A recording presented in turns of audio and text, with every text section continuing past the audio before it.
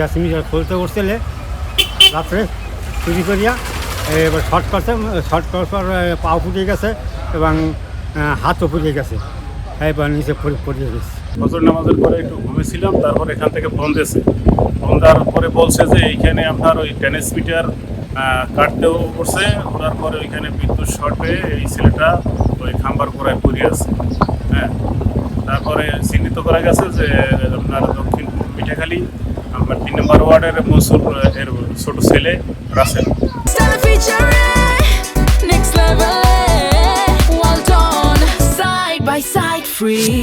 ওই ট্রান্সমিটার বিদ্যুৎ পৃষ্ঠ হয়ে মারা গেছে, এটা ইউডি মামলা হয়েছে। আর ময়নাতদন্তের জন্য মর্গে প্রেরণ করা হয়েছে।